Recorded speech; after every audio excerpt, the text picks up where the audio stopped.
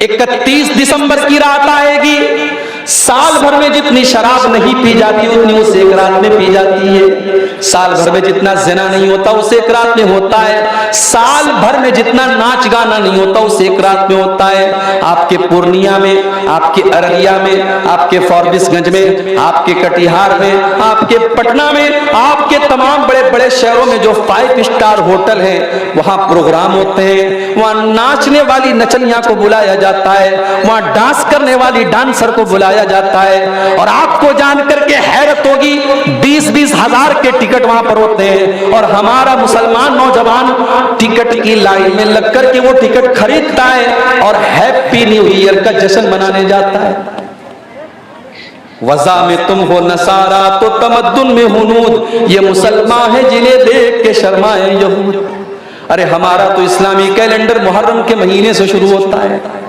हमारा इस्लामी कैलेंडर मुहर्रम के महीने से शुरू होता है और हमें तो मुहर्रम के महीने में भी नया साल मनाने की इजाजत नहीं दी गई। हमें तो वहां पर भी नया साल मनाने की कोई रस्म नहीं निभाना है। ये कैलेंडर तो हमारा कैलेंडर भी नहीं है। बेगाने की शादी में अब्दुल्ला दीवाना, हम अंग्रेजी कैलेंडर का नया साल का जश्न मना रहे हैं, हम हैप्पी न्यू ईयर लिख रहे हैं, हम फेसबुक के ऊपर लोगों को मुबारकबाद दे रहे हैं, हम व्हाट्सएप के ऊपर लोगों को मुबारकबाद दे रहे हैं, जबकि ये मुबारकबाद का टाइम नहीं है। तो ये कोई खुशी की बात नहीं है, ये तो सोचने की बात है, ये तो रोने का मकाम है, ये तो गौर करने का मकाम है कि आप तो अपनी जिंदगी के 1 साल को आपने और गंवा दिया। आप तो अपनी मौत से कदम और करीब हो गए। आपकी जिंदगी की किताब से एक वर्क अल्लाह ताला ने और निकाल दिया और आपकी जिंदगी की ईंट से एक और, जिंदगी की इमारत से एक ईंट और गिर गई। होना तो ये चाहिए था आप अपना जायजा लेते, आप अपने गिरबान में झांकते और सोचते नया साल शुरू हो रहा है, आए अल्लाह मैं तुझसे वादा करता हूं कि अब इस नए साल में मैं 5 टाइम की नमाज पढ़ूंगा। आप कुरान नहीं पढ़ते थे। होना तो ये चाहिए था साल पलट रहा है तो आप अपनी इस कमी को दूर करते, आप अपनी जुबान से गाली निकालते थे। आप अल्लाह से वादा करें, आए अल्लाह मैं वादा करता हूं कि अब मैं अपनी जुबान को गाली से बचाऊंगा। मैं गुटखा खाता था, मैं नशा करता था, आए अल्लाह मैं अपनी जान के ऊपर जुल्म किया करता था, आए अल्लाह 1 साल और मेरी जिंदगी का जा रहा है और एक नया साल मेरी जिंदगी में आ रहा है। आए अल्लाह मैं तुझसे वादा करता हूं कि अब मैं नशे को छोड़ दूंगा, मैं गुटखा खाना छोड़ दूंगा, मैं हराम काम करना छोड़ दूंगा। होना तो ये चाहिए था कि हम अपनी कमियों को तलाश करते, अपनी कोताहियों को तलाश करते और अपनी कमियों पर कंट्रोल पाते, मगर उल्टा मामला है। यहाँ तो शराब पी करके और डांस करके और नाच गाना करके नए साल का जश्न मनाया जा रहा है। मेरे नौजवान साथियों, ये जवानी आपको बड़ी कीमती मिली है। अल्लाह की कसम, जवानी के अंदर जो कर सकते हैं आप वो बुढ़ापे में नहीं कर पाएंगे। इसीलिए अल्लाह के नबी फरमाते हैं कल कयामत के दिन जब सूरज 1 मील की दूरी पर होगा और सारी कायनात गर्मी से बेहाल होगी, अल्लाह ताला अपने कुछ खुशनसीब बंदों को अपने अर्श का साया देगा। उन खुशनसीब बंदों में एक इंसान वो भी होगा, वह शाबुन नशा फी इबादतिल्लाह, वो नौजवान जिसने अपनी जवानी को अल्लाह की इबादत में गुजारा होगा, जिसकी जवानी में उसने नमाज की पाबंदी की होगी। ऐ ईमान वालों, ऐ वो लोगों जो अपने आप को मुसलमान और मोमिन करार देते हो, अपने आप को मुसलमान समझते हो, ऐ मेरे आखिरी नबी का कलमा पढ़ने वालों और इस्लाम के साथ अपना रिश्ता जोड़ने वाले मुसलमानों, या अय्युहल्लज़ीना आमनू, ऐ ईमान वालों, उदखुलू फिस्सिल्मी काफ़ा, तुम इस्लाम के अंदर पूरे के पूरे दाखिल हो जाओ। तुम आधे अधूरे मुसलमान न बनो, तुम सिर्फ नमाज पढ़ने वाले मुसलमान न बनो, तुम सिर्फ दाढ़ी रखने वाले मुसलमान न बनो, तुम सिर्फ शक्ल सूरत वाले मुसलमान न बनो। उदखुलू फिस्सिल्मी काफ़ा, तुम इस्लाम के अंदर पूरे के पूरे दाखिल हो जाओ। जब तुम मस्जिद में जाते हो, 5 टाइम की नमाज तुम पढ़ते हो और अपने आप को ये समझते हो कि तुम इस्लाम के अंदर दाखिल हो, तो जब तुम मार्केट के अंदर कारोबार करने जाते हो, जब तुम दुकान खोल करके बैठते हो, जब तुम बिजनेस करते हो, जब तुम व्यापार करते हो, तो अपने कारोबार के अंदर भी तुम मुसलमान बनो। जब तुम किसी के साथ लेन देन का मामला करते हो, जब तुम किसी से पैसे का लेन देन करते हो, तो वहां पर भी तुम मुसलमान बनो। तुम्हारा अखलाक कैसा है, तुम्हारा व्यवहार कैसा है, तुम्हारा लोगों के साथ सुलूक कैसा है, तुम सुलूक और अखलाक के अंदर भी मुसलमान बनो। या अय्युहल्लज़ीना आमनू उदखुलू फिस्सिल्मि काफ़ा। मुसलमान तो ऐसे भी हैं। 25 दिसंबर की रात आई, फेसबुक के ऊपर नाम के साथ खान लगा हुआ है, नाम के साथ अंसारी लगा हुआ है, नाम के साथ शेख लगा हुआ है, नाम के अंदर मोहम्मद और अहमद लगा हुआ है, इस्लामी नाम है, मुसलमान घराने से ताल्लुक रखने वाला लड़का और लड़की आज फेसबुक के ऊपर आज लोगों को क्रिसमस की मुबारकबाद दे रहा है।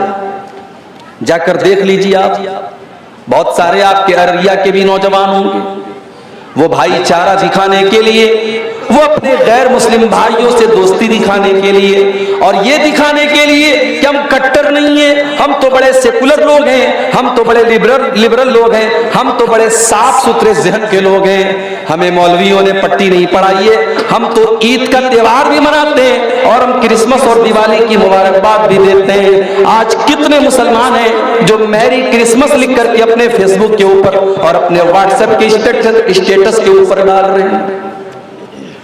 क्या आपको पता है कि इस क्रिसमस की मुबारकबाद देख करके आप क्या साबित करना चाहते हैं?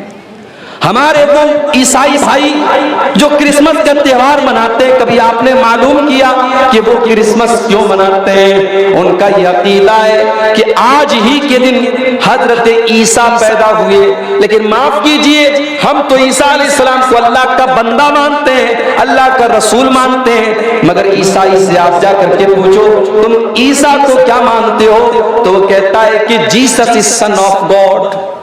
वो जवाब देगा Jesus is son of God. वो कहेगा कि ईसा मसीह तो अल्लाह के बेटे हैं। अल्लाह ने नऊज़ुबिल्लाह अपने बेटे को ईसा बना करके दुनिया में भेजा। मेरे प्यारे साथियों, इसका मतलब ये हुआ कि क्रिसमस मनाने वाला ये अकीदा रखता है कि आज के दिन अल्लाह ताला का बेटा पैदा हुआ और इससे बड़ी गाली अल्लाह के नजदीक कोई नहीं है। शराब पीने वाला, ज़िना करने वाला, चोरी करने वाला, कत्ल करने वाला उतना बड़ा पाप नहीं करता है जितना बड़ा पाप अल्लाह ताला के लिए किसी को बेटा बनाने वाला करता है। इसीलिए अल्लाह ताला ने कुरान की सबसे छोटी सूरत में हमको ये अकीदा सिखा दिया और इस सूरत का नाम सूरह इखलास भी रखा गया और इस सूरत को 1/3 कुरान के बराबर भी करार दिया गया। कुल हुवल्लाहु अहद अल्लाहुस समद लम यलिद वलम यूलद वलम यकुल लहू कुफुवन अहद। ऐ नबी, आप ऐलान कर दीजिए अल्लाह एक है, अल्लाहुस समद, अल्लाह बेनियाज है, अल्लाह को किसी के सहारे की जरूरत नहीं है, अल्लाह को किसी की मदद की जरूरत नहीं है। लम यलिद वलम यूलद, न तो उसने किसी को जन्म दिया है, न उसको किसी ने जन्म दिया है, न उसका कोई बेटा है, न वो किसी का बेटा है। वलम यकुल लहू कुफुवन अहद, और उसके बराबर और उसका हमसर भी कोई नहीं है। ये अकीदा है हमारे यहाँ 4 साल के बच्चे को सूरह इखलास याद होती है। जो सूरह इखलास को याद करेगा और सूरह इखलास का मतलब समझेगा, वो फेसबुक के ऊपर मैरी क्रिसमस नहीं लिख सकता, वो क्रिसमस की मुबारकबाद नहीं दे सकता जिसने ये अकीदा बचपन से पढ़ा हो, लम यलिद वलम यूलद, कि अल्लाह का कोई बेटा नहीं, अल्लाह किसी का बेटा नहीं, वो क्रिसमस की मुबारकबाद नहीं दे सकता। मगर अफसोस तो इसी बात का है मेरे भाई, हमने जलसे तो बहुत कराए सीमांचल में, शायद साल भर में अगर हम गिनती करेंगे तो आपके अररिया के अंदर कम से कम कई 100 जलसे होते होंगे। आपने जलसा तो करा लिया, हजारों की पब्लिक तो आपने इकट्ठा कर ली, मगर दीन का इल्म क्या है, माफ कीजिए, ये आपके पास इसकी कोई नॉलेज नहीं है। दीन के इल्म के नाम पर आप जीरो हैं। जलसा भी आप सुनते हैं तो मनोरंजन के लिए, तकरीरें सुनने के लिए आते हैं तो इंटरटेनमेंट के लिए, जो जितना आपको हंसा दे, जो जितना आपकी आंखों में आंसू दिला दे, जो आपके मन की बातें कर दे, जो आपके जज्बात के साथ खेल ले, उससे बेहतरीन कोई शायर नहीं, उससे बेहतरीन कोई मुकर्रिर नहीं, उससे ज्यादा महबूब आपके नजदीक कोई नहीं। आपने तो जलसों को भी इंटरटेनमेंट का जरिया बना दिया। मेरी बातें बुरी लगे, लगती रहे, मैं परवाह नहीं करता। मैं हर जलसे में और तकरीर में, सीमांचल के जलसों में ये बात कहता हूं कि आप अपने जलसों की दशा को बदलिए, आप अपने जलसों की हालत को बदलिए। कल मेरा प्रोग्राम था कलियाचक में, बंगाल में। आप यकीन कीजिए, जिन साहब के घर में मेहमान बन के गया था, दरवाजे पर दाखिल होते ही मैंने मकान के टाइल पर देखा तो अजमेर शरीफ का फोटो बना हुआ है और ऊपर लिखा हुआ है ख्वाजा गरीब नवाज। ये उनके मकान की टाइल के ऊपर ये तस्वीर लगी है।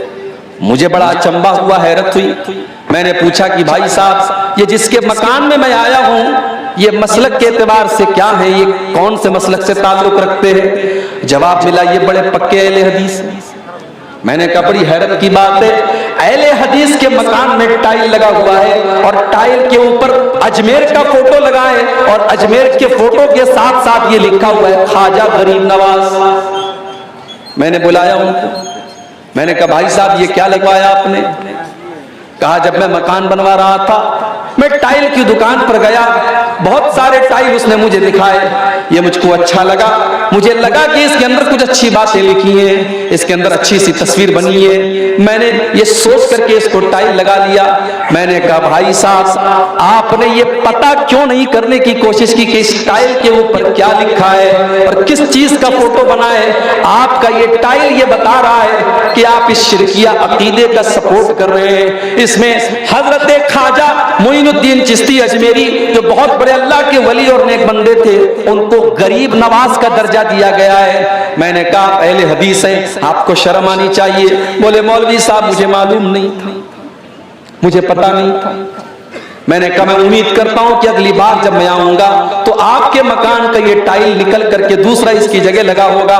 ये हालत है आज बंगाल के और सीमांचल के इलाकों की मेरे प्यारे साथियों, जहां हर साल हजारों की तादाद में जलसे होते हैं। अगर ये जलसे हो रहे हैं और आपके दीनी शऊर के अंदर कोई इजाफा नहीं हो रहा है, आपके दीन की नॉलेज में कोई इजाफा नहीं हो रहा है, आपको तौहीद का मतलब नहीं पता, आपको नमाज का तरीका नहीं पता, आपको अपनी आखिरत के बारे में कोई एहसास नहीं है, तो मेरे भाइयों फिर इन जलसों का बंद हो जाना बेहतर है, इन प्रोग्रामों का बंद हो जाना बेहतर है।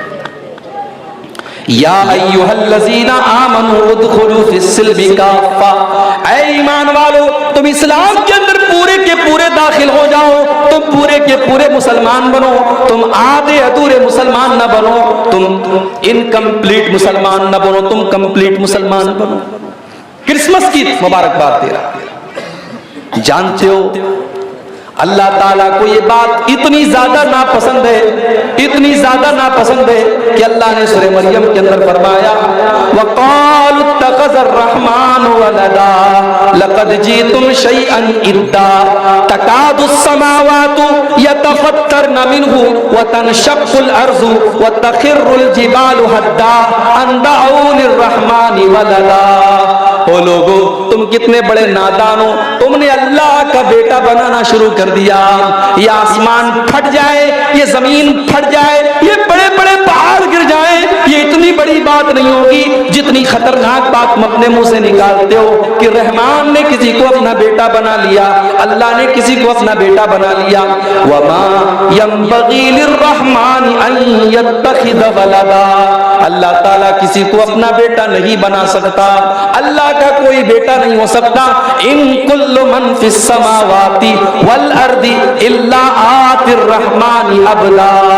कल कयामत का दिन होगा, कल कयामत का दिन होगा और दुनिया के बड़े बड़े बादशाह अल्लाह के दरबार में हाजिर होंगे। फिरौन भी आएगा, कारून भी आएगा, नमरूद भी आएगा, हिटलर भी आएगा, हिंदुस्तान के वज़राए आज़म भी आएंगे, हिंदुस्तान के बादशाह भी आएंगे, हिंदुस्तान पर हुकूमत करने वाले लोग भी आएंगे।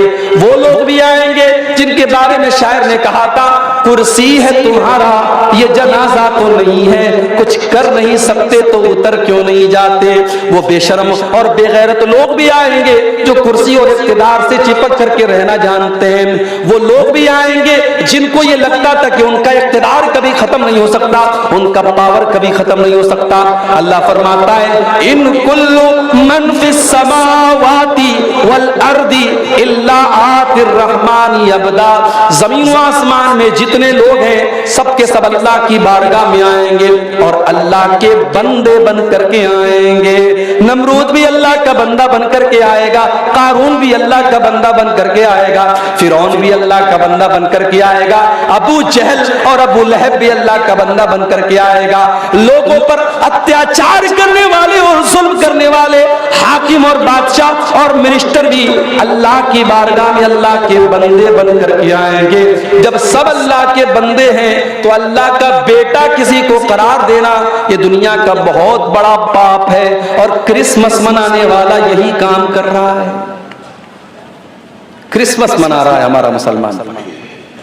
स्कूल के अंदर बच्चा पढ़ रहा है, वहां एक दाढ़ी रख करके लंबी टोपी लगा करके एक इंसान आता है और वो बच्चों को टॉफी बांटता है। वो क्रिसमस के मौके पर, वो ईसा मसीह की पैदाइश की खुशी के मौके पर लोगों को टॉफी बांटता है। और मुसलमानों के बच्चे भी कॉन्वेंट स्कूलों में जाकर के वो टॉफी कलेक्ट करते हैं, वो चीजें सीख रहे हैं।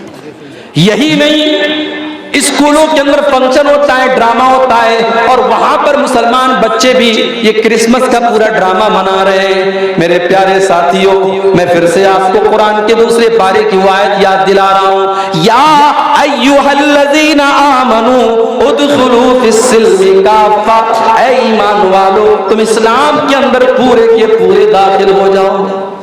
आय अल्लाह, मैं वादा करता हूं कि अब मैं अपनी जुबान को गाली से बचाऊंगा। मैं गुटखा खाता था, मैं नशा करता था, आय अल्लाह मैं अपनी जान के ऊपर जुल्म किया करता था। आय अल्लाह, एक साल और मेरी जिंदगी का जा रहा है और एक नया साल मेरी जिंदगी में आ रहा है। आय अल्लाह, मैं तुझसे वादा करता हूं कि अब मैं नशे को छोड़ दूंगा, मैं गुटखा खाना छोड़ दूंगा, मैं हराम काम करना छोड़ दूंगा। होना तो ये चाहिए था कि हम अपनी कमियों को तलाश करते, अपनी कोताहियों को तलाश करते और अपनी कमियों पर कंट्रोल पाते, मगर उल्टा मामला है। या तो शराब पी करके और डांस करके और नाच गाना करके नए साल का जश्न मनाया जा रहा है। मेरे नौजवान साथियों, ये जवानी आपको बड़ी कीमती मिली है। अल्लाह की कसम, जवानी के अंदर जो कर सकते हैं आप वो बुढ़ापे में नहीं कर पाएंगे। इसीलिए अल्लाह के नबी फरमाते हैं कल कयामत के दिन जब सूरज 1 मील की दूरी पर होगा और सारी कायनात गर्मी से बेहाल होगी, अल्लाह ताला अपने कुछ खुशनसीब बंदों को अपने अर्श का साया देगा।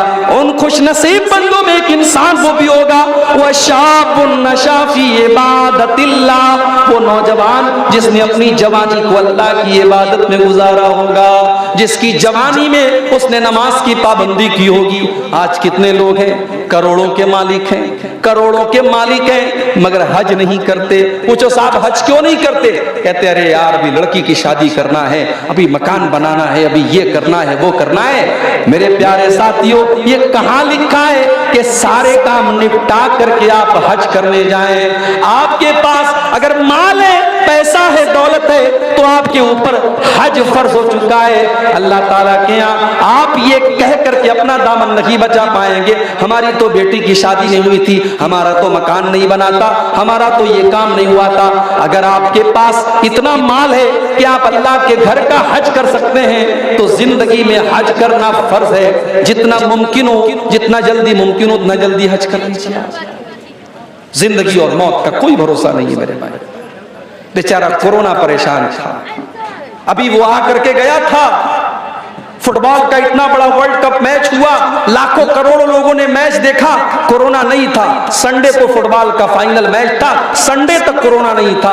बुध से कोरोना शुरू हो गया और अब भारत में भी जो खबरें आ रही हैं, अल्लाह बस हम सब की हिफाजत करे। लोगों की कमर पिछले लॉकडाउन में ऑलरेडी टूट चुकी है, अल्लाह किसी और लॉकडाउन से हम सब की हिफाजत करे मेरे भाइयों। लेकिन हालात ये हैं कि कोरोना फिर से लौट रहा है। एक ऐसे दौर में हम और आप जिंदगी गुजार रहे हैं जहां जिंदगी और मौत का कोई भरोसा नहीं। मौत एक कदम की दूरी पर है हमसे और आपसे। कब आपकी बाइक का बैलेंस डिसबैलेंस हो जाए, कब आपकी कार का एक्सीलेटर काम करना बंद कर दे, कब आपकी कार का ब्रेक फेल हो जाए, कब आपके साथ कोई हादसा हो जाए, कब कौन सी बीमारी आए और आपको आपका काम खत्म कर दे। मेरे प्यारे साथियों, इंसान की जिंदगी पानी का बुलबुला है, अल्लाह ताला का फैसला आता है और इंसान इस दुनिया से चला जाता है। बड़े बड़े ताकत वाले लोगों की ताकत खत्म हो जाती है, जिनकी दौलत का पर उनको बड़ा नाज था, जिनको अपनी ताकत पर बड़ा नाज था, जिनको अपनी प्रॉपर्टी पर बड़ा नाज था, जैसे उनका इंतकाल होता है, उनकी मौत होती है, उनकी सांसें उखड़ती हैं, सारा माल तो दूसरों का हो जाता है, सारी प्रॉपर्टी तो दूसरों की हो जाती है और अपने साथ वो एक पैसा भी कब्र में लेकर के नहीं जा सकता। ब्रांडेड करने वाले और ब्रांडेड कपड़ा पहनने वाले भी मरने के बाद उनका कपड़ा उनके कमरे में पड़ा है और कोई उनके कपड़े को पहनने वाला नहीं है। अपनी 4 व्हीलर गाड़ी में, अपनी फॉर्च्यूनर गाड़ी में सारे गांव में अपनी धाक जमा करके चलने वाला जब इंतकाल हो जाता है, जब मौत हो जाती है, तो 4 लोगों के जनाजे, 4 लोगों के कंधे पर उसका जनाजा जाता है। इतना बेबस हो जाता है, इतना कमजोर हो जाता है कि 4 लोगों के सहारे वो कब्रिस्तान जाता है। वो अपने पैरों से चल करके कब्रिस्तान भी नहीं जा सकता। कब्रिस्तान पहुंचता है, जनाजे की नमाज होती है, उसको कब्र में उतारा जाता है। उसका बेटा रो रहा है, उसकी बीवी रो रही है, उसके घर वाले रो रहे हैं, मगर कोई ये कहने को तैयार नहीं है। बेटा एक बार भी नहीं कहता है मुझे अपने अब्बा से बड़ी मोहब्बत थी, मेरे अब्बा की बॉडी को रहने दो। बीवी एक बार भी नहीं कहती मुझे अपने शौहर से बहुत प्यार है, मेरे शौहर की डेड बॉडी को रहने दो। 24 घंटे से ज्यादा कोई उसकी डेड बॉडी को रखने के लिए तैयार नहीं है। कोई रखता है क्या? 24 घंटे से ज्यादा कोई डेड बॉडी को रखने के लिए तैयार नहीं है। मेरे इतना बेवैल्यू है, इतना वैल्यूलेस है इंसान, उसकी औकात तब पता चलती है जब उसको मौत आती है।